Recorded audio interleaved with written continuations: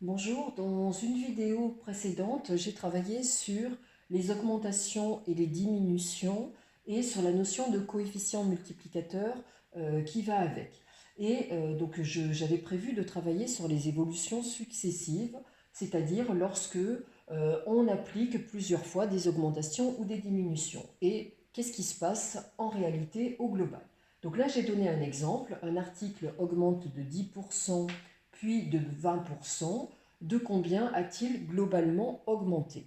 Alors, ce qui est évident, c'est que quelqu'un qui va répondre il a augmenté de 30%, voilà, c'est quelque chose qui est faux et on peut le concevoir assez simplement en se disant, eh bien, cette deuxième augmentation, elle a été pratiquée sur un prix qui était déjà plus haut que le prix initial puisqu'il avait augmenté de 10%. Donc, on peut quand même pressentir que, en réalité, on va avoir augmenté de plus de 30%. Alors, après, de plus de 30%, c'est bien, mais de combien de pourcents? En fait, ce qu'on va utiliser, c'est la notion de coefficient multiplicateur et je vais vous montrer ce que l'on fait des coefficients multiplicateurs. Donc, je vais schématiser. On a une valeur initiale ici et donc en intermédiaire, donc je vais noter valeur intermédiaire. Alors là, je mets interne parce que I et I, ça serait pareil. Donc j'ai augmenté de 10%.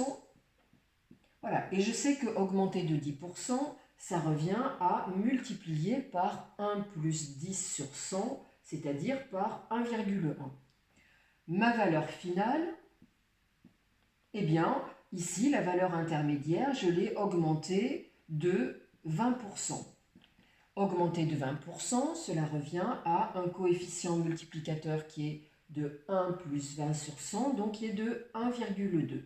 Et si je regarde en fait ce qui a été fait, eh bien, de la valeur initiale à la valeur finale, qu'est-ce qui s'est passé?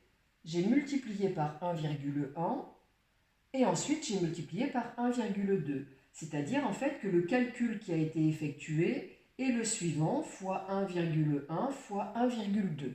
Donc tiens, ce que je vois au travers de ça, et ce qu'il sera important de retenir, c'est que les coefficients multiplicateurs, ils ne vont surtout pas ni s'ajouter ni se retrancher, ils vont se multiplier entre eux. Et ce 1,1 multiplié par 1,2, lorsque je le calcule à la calculatrice ou lorsque je pose l'opération lorsque je n'ai pas la calculatrice, eh bien ça me donne 1,32. Voilà ce que me donne le coefficient multiplicateur. Et 1,32, eh bien je sais que c'est relatif, c'est le coefficient multiplicateur qui est relatif à une augmentation de 32%. Donc tiens, j'avais prévu que, en fait, globalement, il n'y avait pas eu une augmentation de 30%, mais d'un peu plus de 30, que de 30%. Je viens de trouver quelle est en fait en réalité cette augmentation. Alors, il est clair que je ne vais pas pouvoir rédiger comme ça c'est très schématique. Donc je vous propose une rédaction possible. Donc une rédaction possible va être, par exemple, de dire, eh bien, le coefficient multiplicateur d'une augmentation de 10%. Alors là, comme c'est un petit peu long, on va permettre que augmentation, vous fassiez par une flèche. Eh bien, ça, c'est 1,1. Le coefficient multiplicateur d'une augmentation de 20%, c'est 1,2. Voilà, vous mettez une petite accolade. Le coefficient multiplicateur global, vous montrez bien le calcul qu'il faut faire, et le calcul est une multiplication. Je l'ai mis en évidence par le schéma. C'est 1,1 fois 1,2. Ce coefficient multiplicateur, vous allez le calculer. Et ce coefficient multiplicateur, vous indiquez qu'il s'agit donc d'une augmentation, et puis là on l'écrit en toutes lettres, d'une augmentation de 32%. Voilà l'augmentation au global. Je vais donner un autre exemple. Donc l'explication là, elle est, je l'espère, claire. Donc, quand il y a une succession d'évolutions, si on veut savoir au global qu'est-ce qui s'est passé, eh bien, on multiplie les différents coefficients multiplicateurs. Tiens, en période de solde, il est souvent indiqué, hop, première démarque, on a une diminution de, allez, on va dire de 30%, et puis deuxième démarque suivie d'une diminution de 40%. Voilà, donc quelqu'un qui se dit, ouais, super, donc ça veut dire que un article, il a diminué de 70%.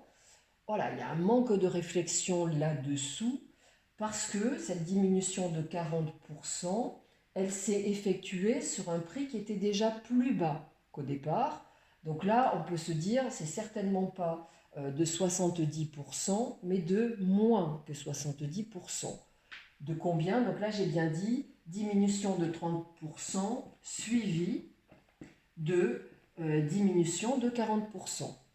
Eh bien, pour savoir de combien ça a diminué, puisque là on se doute bien quand même que c'est une diminution, qu'est-ce qu'on va faire? Eh bien, le coefficient multiplicateur d'une diminution de 30%. Donc ce coefficient multiplicateur, c'est 1 moins 30 sur 100, donc 0,7. Le coefficient multiplicateur d'une diminution de 40%, donc c'est 1 moins 40 sur 100, donc 1 moins 0,4 qui donne 0,6. Le coefficient multiplicateur global, donc ce qui est important, c'est de bien noter comment on l'obtient. C'est donc 0,7 multiplié par 0,6. 0,7 fois 0,6, là il n'y a pas trop besoin de la calculatrice. Ça fait 0,42. Eh bien, ça veut donc dire que donc au global, il y a eu une diminution,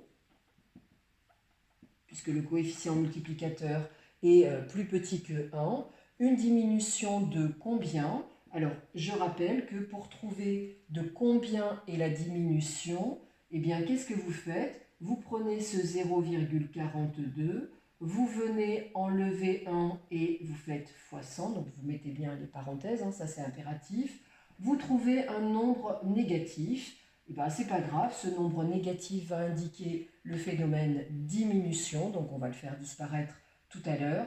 0,42 moins 1, ça donne 0,58 fois 100, et ça fait donc moins 58. Donc une diminution de 58%. Donc voilà, à côté des 70% qu'on pourrait donner sans réfléchir, eh ben, c'est pas du tout pareil, hein, 58% c'est beaucoup moins. Voilà comment on travaille sur les évolutions successives. Je fais un dernier exemple pour montrer que je peux en enchaîner autant que je veux.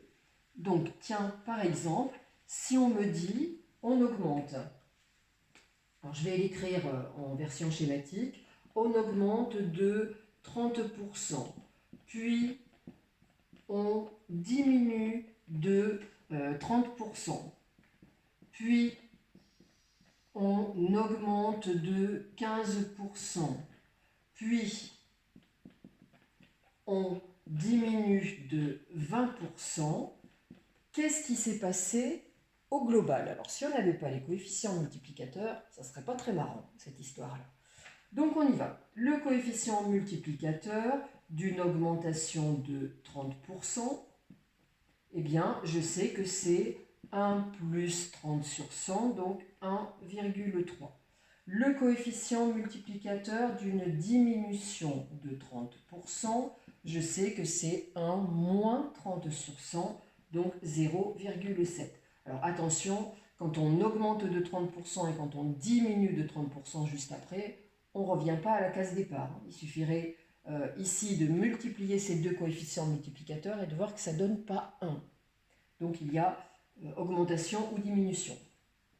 Coefficient multiplicateur d'une augmentation de 15%, eh bien on sait que c'est 1 plus 15 sur 100, donc 1,15.